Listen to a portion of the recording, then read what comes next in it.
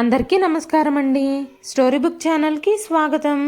ఈరోజు నేను మీకు వినిపించబోతున్న కథ లక్ష్యం. కథని చివరి వరకు వినండి. నచ్చితే గనక ఖచ్చితంగా తప్పకుండా ఒక్క లైక్ చేయండి.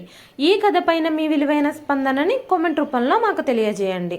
కొత్తవారు ఎవరైనా చూస్తున్నట్లయితే మన ఛానల్ని సబ్స్క్రైబ్ చేసుకోండి.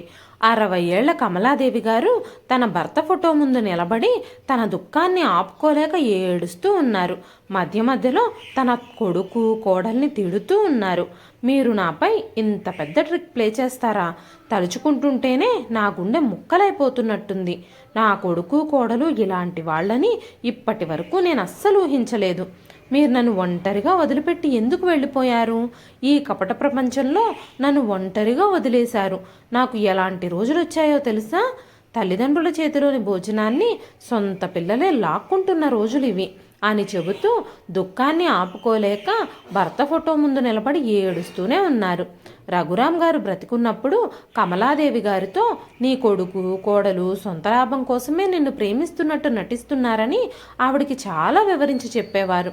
కానీ కమలాదేవి గారు కొడుకు కోడలి గురించి భర్త చెబుతున్న మాటల్ని అస్సలు ఒప్పుకునేవారు కాదు. ఏ రోజైతే నువ్వు కొడుకు కోడలి ప్రవర్తనని అర్థం చేసుకుంటావో ఆ రోజు నీకు చాలా పెద్ద షాకే ఎదురవుతుంది అని చెప్పేవారు రఘురాం గారు. కానీ కమలాదేవి గారికి కొడుకు కోడలంటే చాలా ఇష్టం. కాబట్టి ఆమె తన భర్తను ఊళ్ళో ఒంటరిగా వదిలేసి 2-3 నెలలకు ఒకసారి కొడుకు కోడల దగ్గరకు వచ్చి కొన్ని రోజులు ఉండి వెళుతూ ఉండేది. కానీ రఘురాం గారు ఈ లోకాన్ని విడిచిపెట్టినప్పటి నుంచి కమలాదేవి గారు కొడుకు సంజయ్ కోడలు సంజనాతో కలిసి జీవించడం మొదలుపెట్టారు.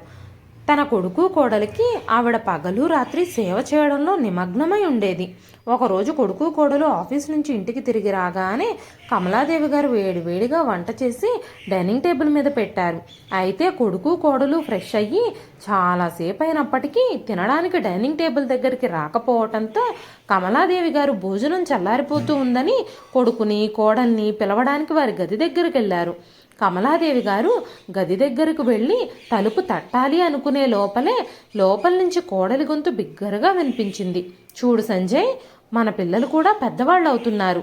ఇకపై ఒకే గదిలో సర్దుబాటు చేయడం చాలా కష్టం. మీ అమ్మని తన గదిని ఖాళీ చేయమని చెప్పు. పిల్లలకు చదువుకోవడానికి కూడా చాలా ఇబ్బంది అవుతుంది. వాళ్ళకంటూ ప్రత్యేకంగా ఒక గది కావాలి. మీ అమ్మ ఇప్పుడు కొత్తగా పెళ్ళైన కొత్త కోడలేం కాదు. ఆమెకు ప్రత్యేకంగా గది అవసరం ఏముంటుంది? ఇంకా ఇంకో విషయం, ఇక నుంచి ఆవిడ ఎప్పుడు కావాలనుకుంటే అప్పుడు కాశీ యాత్రలకో లేదంటే వేరే ఏదైనా తీర్థయాత్రలకో వెళ్ళడానికి వీల్లేదు. వీటన్నింటి వల్ల మనకి ఎంత ఖర్చు అవుతుంది? ఒక్కోసారి మన హాలిడే ట్రిప్స్ కూడా క్యాన్సిల్ చేసుకుంటున్నాం. ఈసారి సెలవుల్లో మాత్రం మనం ఖచ్చితంగా మనాలి వెళ్లాల్సిందే. మీ అమ్మని మనతో తీసుకెళ్లడానికి వీల్లేదు అంది సంజన. కోడలి మాటలు విన్న కమలాదేవి గారి కళ్ళల్లో నీళ్లు తిరిగాయి. నేను ఎప్పుడూ నా కూతురుగా భావించే నా కోడలు నా గురించి ఇలా ఆలోచిస్తుందా అనుకుంటూ ఆవిడ కళ్ళల్లో కన్నీళ్ళొచ్చాయి. అప్పుడు సంజయ్ అన్నాడు, సంజన, అమ్మని మనతో పాటు మనాలి ఎలా తీసుకెళ్తాము? ఇంత చలికి అమ్మ తట్టుకోలేదని నాకు తెలుసు అన్నాడు. వెంటనే సంజన, ఇప్పటి వరకు నేను మీ అమ్మని సంతోషంగా ఉంచాలనుకున్నాను. ఎందుకంటే తను మన పిల్లల్ని చూసుకుంటుంది, ఇంటిని చూసుకుంటుంది కాబట్టి. మామయ్య గారు చనిపోయాక మన పిల్లలు చిన్నవాళ్ళు కాబట్టి ఆవిడ్ని ఇంట్లో ఉంచుకున్నాం. మనం ఆఫీసులకు వెళ్ళిన తర్వాత పిల్లల్ని ఆవిడ చూసుకుంటారని ఆలోచించి నేను ఆ పని చేశాను. ఎందుకంటే మనం పని మనిషిని పెట్టుకుంటే చాలా డబ్బు ఖర్చు అయ్యేది. మీ అమ్మ ఇంట్లో పనులన్నీ చేసి పిల్లల్ని చూసుకోవడం వల్ల మనకి చాలా డబ్బు ఆదా అవుతుందని ఆమెను మన దగ్గర ఉంచుకున్నాను. అత్తయ్య గారు మన ఇంటికి వచ్చాక నేను ఇంట్లో పని మనిషిని కూడా తీసేశాను. ఆవిడ పూర్తి సమయం ఇంటి పని, వంట పని, పిల్లల పని మొత్తం చూసుకునేది. కానీ ఇప్పుడు మనకు ఆవిడ అవసరం అంతగా లేదు. అంతేకాకుండా ఇప్పుడు ఆవిడ కోసం మనం ఎక్కువ డబ్బులు ఖర్చు చేయాల్సి వస్తుంది. ఎందుకంటే ఆవిడకు వయసు పెరగడం వల్ల ఏదో ఒక హెల్త్ ప్రాబ్లం వస్తూనే ఉంటుంది. అప్పుడప్పుడు డాక్టర్ దగ్గరికి తీసుకెళ్ళాలి. బీపీ, షుగరు వీటన్నింటికి నెల నెల మందులు తీసుకురావాలి. మనకు సహాయంగా ఉంటుందనుకున్న మీ అమ్మగారి వల్ల ఇప్పుడు మనకు ఖర్చులు పెరుగుతున్నాయి. ఇప్పుడు ఆవిడ మనకి భారంగా మారడం మొదలవుతోంది. నేను ఒప్పుకుంటాను. ఆవిడ ఇప్పుడు కూడా మన ఆఫీసులకు వెళ్ళేసరికి టిఫిన్లు, లంచ్ బాక్సులు అన్నీ రెడీ చేస్తుంది. ఇంటికి వచ్చేసరికి వంట కూడా చేసి ఉంచుతుంది. కానీ ఈ చిన్నపాటి సహాయానికి నేను నా ఆనందాలన్నీ త్యాగం చేయలేను. ఇంకా ఏళ్ల తరబడి ఆవిడ మీద ప్రేమ ఉన్నట్టు నటించడం నా వల్ల కాదు. మోసం చేసి ఆవిడ దగ్గర నుంచి డబ్బులు, ఊర్లో ఉన్న ఆస్తిపాస్తులు అన్నీ లాక్కున్నాం. కానీ ఇప్పుడు ఆవిడ్ని సంతోషంగా ఉంచడానికి ఎక్కువ కాలం నేను ఇంకా నటించలేను అని చెప్పగానే కోడలి మాటలకి, ఇల్లు, డబ్బులు, పొలాలు గురించి మాట్లాడుకుంటున్న కొడుకు కోడలి మాటలకి కమలాదేవి గారి కాళ్ళ కింద నేల జారిపోయింది. బయట ఏదో ఒక పెద్ద వర్షం కురుస్తున్నట్టుగా ఆవిడ కళ్ళ నుంచి కన్నీళ్లు కారుతూనే ఉన్నాయి.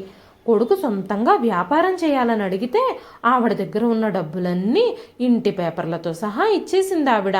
ఇంటి పేపర్లు బ్యాంకులో పెట్టి బ్యాంకులో లోన్ తీసుకోవాలని సంజయ్ చెప్పాడు. కానీ కొడుకు తన నమ్మకాన్ని చంపేశాడని ఇప్పుడే ఆవిడకు అర్థమైంది. అంత లోపలే సంజయ్ గొంతు కమలాదేవి గారి చెవులకు చేరింది. నువ్వు చెప్పింది నిజమే సంజన. ఇక మీదట నువ్వేం చేసినా నేను అడ్డు చెప్పను. ఇప్పుడు మా అమ్మని ఇంటి నుంచి బయటకు పంపించడానికి నువ్వు ఎలాంటి మార్గం చూసినా నేను దానికి ఖచ్చితంగా ఒప్పుకుంటాను. ఎందుకంటే నెల నెల మా అమ్మ మందుల ఖర్చులు భరించే ఓపిక కూడా నాకు లేదు అన్నాడు సంజయ్. వెంటనే సంజన, ఆవిడకి వయసు మీద పడుతోంది. ఇంకా ముందు ముందు ఆవిడ కాళ్ళు చేతులు పూర్తిగా పనిచేయడం మానేస్తాయేమో. అప్పుడు ఆవిడకి సేవలు చేయాలంటే మనకి చాలా కష్టం అవుతుంది అనగానే, నువ్వు చెప్పింది నిజమే సంజు. ఇప్పుడు నేను కూడా మన ఇంట్లో ఈ మొరటు మనిషిని సహించలేకపోతున్నాను అంటూ మాట్లాడుకుంటున్నారిద్దరు. కొడుకు కోడలు మాటలు విని అలసిపోయిన అడుగులతో తిరిగి డైనింగ్ టేబుల్ దగ్గరకు వచ్చి కూర్చున్నారు కమలాదేవి గారు. ఈరోజు రక్త సంబంధాలు ఎంత స్వార్థపూరితంగా మారిపోయాయా అని ఆలోచించడం మొదలుపెట్టారు ఆవిడ. నా అవసరం తీరిపోయాక టీలో పడ్డ ఈగను విసిరేసినట్టు నన్ను కూడా బయటకు విసిరేయాలని చూస్తున్నారు నా కొడుకు కోడలు అనుకుంటూ ఆవిడకి చాలా బాధగా అనిపించింది. టేబుల్పై పడుకొని చల్లారిపోయిన టీనే తాగడం మొదలుపెట్టింది. అయితే ఈరోజు కొడుకు ఇంట్లో టీ కూడా ఆమె గొంతులో నుంచి దిగడం లేదు. ఇంతలో సంజయ్ కూడా అక్కడికి వచ్చాడు. సంజయ్ని చూసిన కమలాదేవి గారు తను ఏమీ విననట్టుగానే మామూలుగానే ప్రవర్తించింది. అప్పుడు వెంటనే సంజన చెప్పింది, సంజయ్, టీ ఇంకా ఈ భోజనం అంతా చల్లారిపోయింది. కాసేపు వెయిట్ చెయ్యి, నేను వేడి చేసి తీసుకొస్తాను అంది. ఎప్పుడు అయితే పర్వాలేదమ్మా, నేను వేడి చేసుకొస్తాను అని కమలాదేవి గారు చెప్పేవారు. కానీ ఈరోజు మాత్రం ఆవిడ ఏమీ మాట్లాడలేదు. ఈ విషయాన్ని కొడుకు కోడలు గమనించారు. ఒక్కసారిగా ఆవిడ టీ తాగుతూ వాళ్ళ మాటలు వినలేదేమోనే అనుకున్నారు. తర్వాత కాసేపటికి భోజనం చేస్తూ సంజయ్, అమ్మా, నువ్వు ఇలాంటి ఆహారం సిద్ధం చేశావేంటి? కొంచెం కూడా రుచిగా లేదు అంటూ సంజయ్ అరిచాడు. వెంటనే సంజయ్ తన భార్యతో, రా సంజన, ఈరోజు మనం పిల్లలతో కలిసి బయట భోజనం చేద్దాం అని చెప్పి పిల్లలతో బయటకు బయలుదేరుతూ, అమ్మా, మేము వచ్చే వారంలో మనాలి ట్రిప్కి వెళుతున్నాం. కాబట్టి మేము తిరిగి వచ్చే వరకు నువ్వు ఒక్కదానివే ఇక్కడ ఇంట్లో ఉండాలంటే చాలా కష్టం. అందుకే నువ్వు వెళ్ళి మేము వచ్చే వరకు ఊళ్ళో మన బంధువుల ఇంట్లో ఉండు. మేము ట్రిప్ నుంచి తిరిగి వచ్చినప్పుడు నీకు కబురు చేస్తాం. అప్పుడు నువ్వు మళ్ళీ తిరిగొద్దు గాని అని చెప్పి సంజయ్ పిల్లల్ని తీసుకొని బయట భోజనం చేయడానికి బయలుదేరాడు. ఇంతకు ముందు ఎప్పుడూ తినడానికి బయటకు వెళ్ళినా కమలాదేవి గారిని కూడా వాళ్ళతో పాటు తీసుకెళ్లేవారు కొడుకు కోడలు. ఎందుకంటే హోటల్కు వెళ్ళిన తర్వాత పాపం కమలాదేవి గారు పిల్లలకు తినిపిస్తూ కొడుకు కోడలు హాయిగా ఎంజాయ్ చేసుకోవడానికి వీలు కల్పించేవారు. పిల్లలకి కేర్ టేకర్ లాగా వాళ్ళ చుట్టూ తిరుగుతూ కమలాదేవి గారు పాపం సరిగ్గా భోజనం కూడా చేసేవారు కాదు. కానీ ఇప్పుడు వాళ్ళకి తల్లితో అవసరం తీరిపోయింది. ఇప్పుడు పిల్లలు స్వయంగా వాళ్ళంతట వాళ్లే తినగలిగే సామర్థ్యం కలిగి ఉన్నారు. కాబట్టి కమలాదేవి గారి అవసరం కొడుకు కోడలికి ఇక లేదు. కోడలు బయట నుంచి వచ్చిన అమ్మాయి, తను అలా ప్రవర్తించడంలో ఆశ్చర్యమేమీ లేదు. కానీ కొడుకు నా సొంత రక్తం పంచుకుని పుట్టాడు. వృద్ధాప్యంలో కొడుకు మాత్రమే నిజమైన ఆసరా అవుతాడని ఆవిడ ఎప్పుడూ భావించేది. కానీ ఇన్ని రోజులు తనని ఆదరించి తనతో అన్ని పనులు చేయించుకున్న కొడుకు ఈరోజు తనని నిస్సహాయంగా మార్చడానికి సిద్ధంగా ఉన్నాడని ఆవిడ అస్సలు అనుకోలేదు. ఎంతో సంబరంగా కొడుకు ఇంట్లో కొడుకు కోడలు మనవడు మనవరాలతో ఉండాలని ఎప్పుడూ ఆశపడే తను ఇప్పుడు అక్కడ ఉండలేకపోతోంది. కానీ ఇప్పుడు ఆమె పరిస్థితులన్నింటినీ తట్టుకుని నిలబడడానికి కావలసినంత ధైర్యం కూడా తీసుకుంది. ఎందుకంటే ఆవిడ ఇప్పటికీ తన పని తను స్వయంగా చేసుకోగలదు. ఆ ధైర్యంతోనే ఆవిడ ఒక నిర్ణయం తీసుకుంది. తర్వాత కొడుకు కోడలు ఆవిడ్ని ఇంట్లో వదిలేసి మనాలి ట్రిప్కి వెళ్ళిపోయారు. పాపం కమలాదేవి గారు ఎక్కడికి వెళతారు? ఇప్పుడు ఆవిడకి ఊర్లో ఇల్లు కూడా లేదు. ఏం చెయ్యాలా అని చాలా ఆలోచించారు ఆవిడ. చాలాసేపు ఆలోచించిన తర్వాత కమలాదేవి గారికి తన పుట్టిల్లు గుర్తుకొచ్చింది. తన తల్లిదండ్రుల ఇంటికి తిరిగి వెళ్ళాలని నిర్ణయించుకుంది.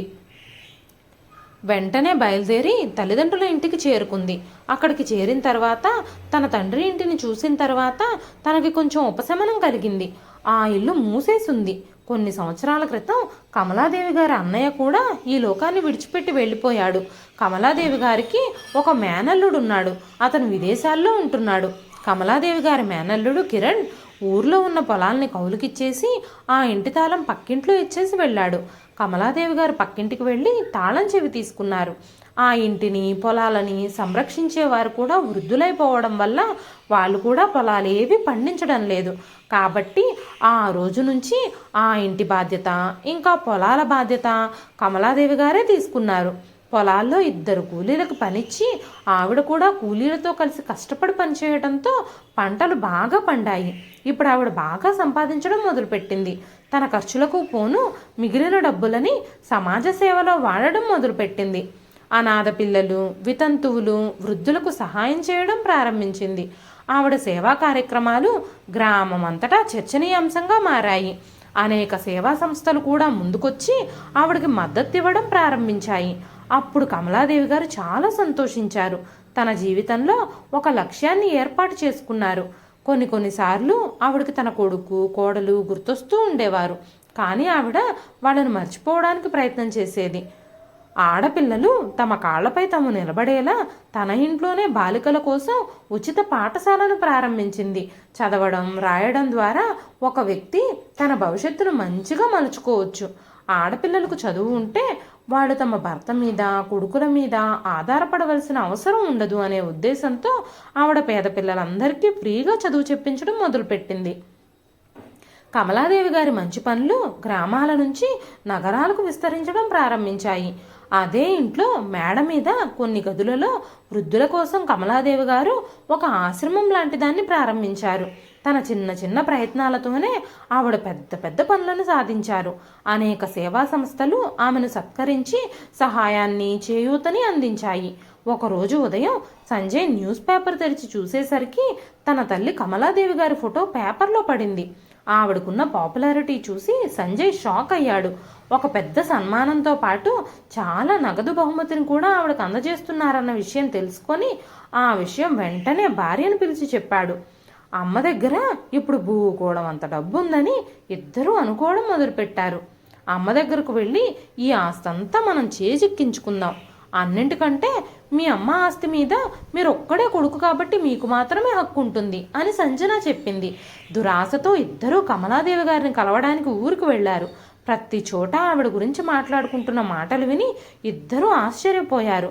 తన కొడుకుని ఎదురుగా చూడగానే కమలాదేవి గారి హృదయం ద్రవించిపోయింది. కానీ ఆవిడ మరింత దృఢంగా మారింది. వెంటనే కమలాదేవి గారు కొడుకు కోడలితో, ఇప్పుడు మీరిద్దరూ ఇక్కడికి ఎందుకు వచ్చారు? మీకు నాతో ఏం పనుంది అని అడగగానే సంజయ్, అమ్మా నేను నిన్ను కలవడానికి ఇంకా ఇంటికి తీసుకెళ్ళిపోవడానికి వచ్చాను. మీరు ఈ వయసులో మీ కొడుకు కోడలతో ఉండడం మంచిది. ఈ అనాథలతో నివసించడం అంత మంచిది కాదు. ఈ ఇల్లు, వ్యవసాయము, ఆస్తి, ఈ పనులన్నీ నేను చూసుకుంటాను. ఈ వృద్ధాప్యంలో వీటన్నింటి బాధ్యత ఎవరో తెలియని వాళ్ళపై పెడితే అంత మంచిది కాదు. ఈ సమయంలో ఎవరో అపరిచిత వ్యక్తులను నమ్మడం అంత మంచి పని కాదు.